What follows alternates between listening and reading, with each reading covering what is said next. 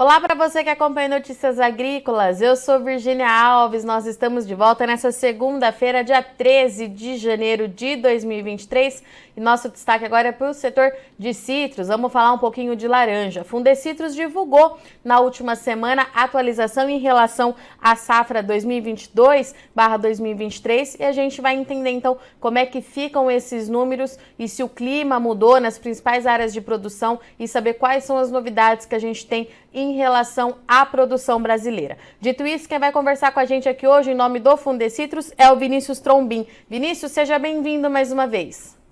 Oi, Virgínia, obrigado aí pela oportunidade de falar com você de novo. Uma boa tarde.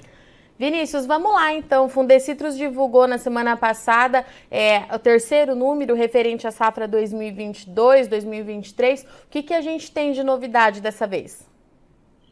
Bom, os dados da última reestimativa, que tinha sido, quando nós conversamos em dezembro, eles refletiam o cenário até o último dia de novembro.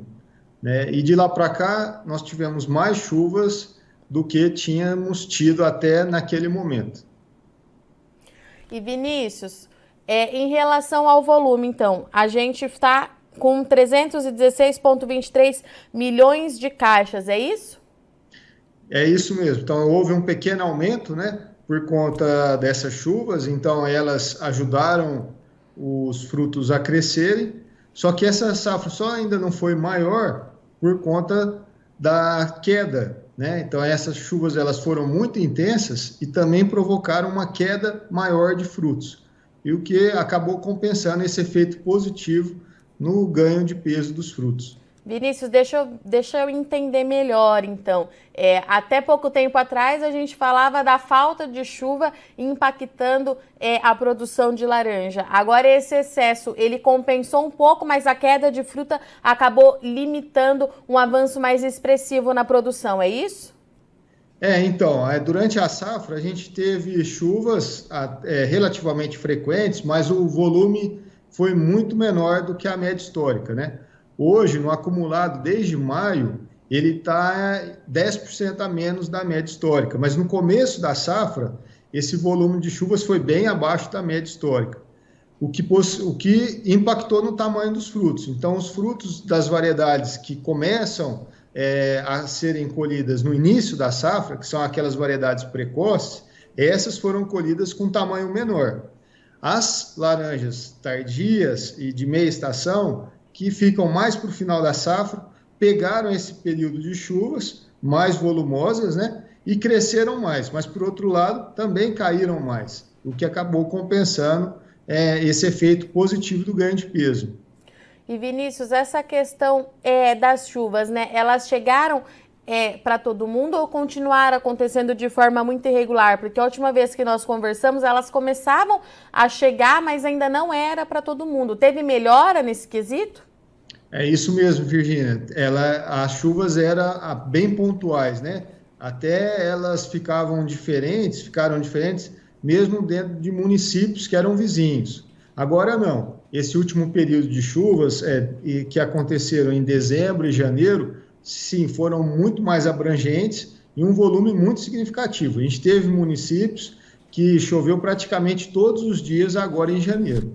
Isso é válido tanto para as áreas de produção de São Paulo, mas também de Minas, Vinícius? Sim, Minas, inclusive, teve um volume de chuvas melhor do que as demais regiões do cinturão citrícola. Minas foi a única região do cinturão que ficou com chuvas acima da média histórica no acumulado de maio até janeiro. O volume atingiu quase 1.000 milímetros e ficou 12% acima da média histórica somente nessa região. Nas outras demais regiões do cinturão citrícola, daqui do estado de São Paulo, ficaram abaixo da média histórica, mas com percentuais, com diferenças menores do que estava até naquele cenário acumulado até novembro. E em relação às variedades, dos frutos, Vinícius, tem alguma que se destacou, que vocês destacaram no relatório que merece a nossa atenção? Olha, a variedade Pera Rio é uma variedade de meia estação. Essa teve produtividade acima do que havíamos projetado. Então, a variedade Pera Rio foi o melhor destaque dessa safra que está quase se encerrando. E a gente consegue já saber a justificativa para essa variedade ter um desempenho mais positivo, Vinícius? É reflexo dessas chuvas? Tem algum outro fator por trás disso? Olha, o principal fator é a bienalidade. Na safra passada, ela tinha produzido menos e agora ela retomou uma produtividade maior do que a da safra passada. Então, essa variação entre safras, né, de carga de frutos foi o principal fator que levou a essa produtividade superior da Pera Rio em relação às demais variedades. Vinícius, e daqui para frente, né? Pelo que eu vi aqui no relatório de vocês, em abril a gente tem o fechamento oficial dessa safra, mas as condições climáticas daqui para frente, como é que elas precisam ser para ficar dentro do ideal? Agora a variação vai ser muito pequena, né? De agora em diante pode ter uma variação em relação ao que a gente projetou, mas não deve ser significativa, independente das condições climáticas, porque só faltam ainda 12% para ser colhido. E essa quantidade de frutos a ser colhido não deve mudar muito essa projeção que foi feita. E esse ritmo de colheita, faltando 12% nesse período, ele fica dentro da média, Vinícius?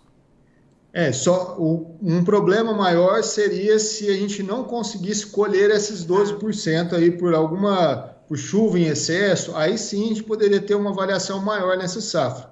Mas o ritmo de colheita está ainda dentro da normalidade, né? Lembrando que a gente teve pouca produção de terceira e quarta florada nessa safra, né? Ela se concentrou muito mais em primeira e segunda florada do que nas safras anteriores. Então, de agora em diante, ainda quase 40 milhões de caixas a serem colhidas, né? O que deve colher dentro do esperado e que está projetado nessa reestimativa. Vinícius, quando que a gente deve ter os números finais, então, da safra? É no dia 10 de abril. Aí sim, o encerramento da colheita da safra 22-23. E agora a gente já se prepara aqui para estimar a safra 23-24. Em abril a gente já tem a primeira estimativa de 23-24, junto com a finalização da safra, Vinícius, é isso?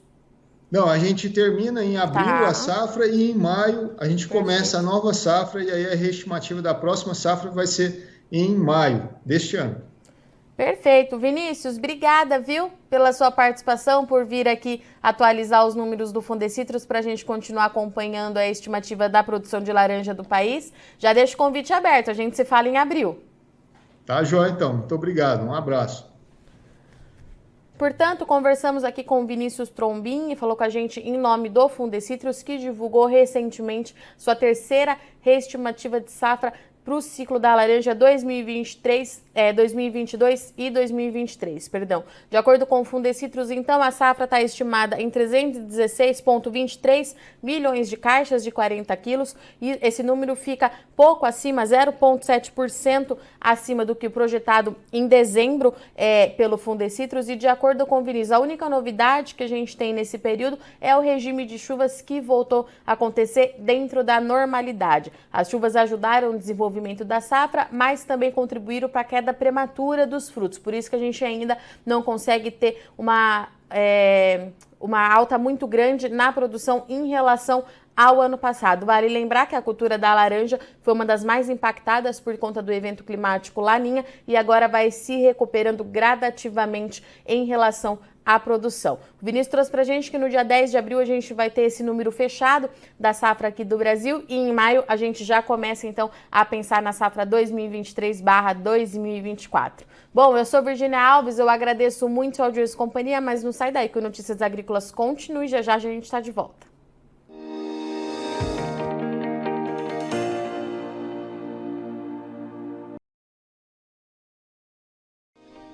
Se inscreva em nossas mídias sociais. No Facebook, Notícias Agrícolas. No Instagram, @Notícias Agrícolas. E em nosso Twitter, @Norteagri.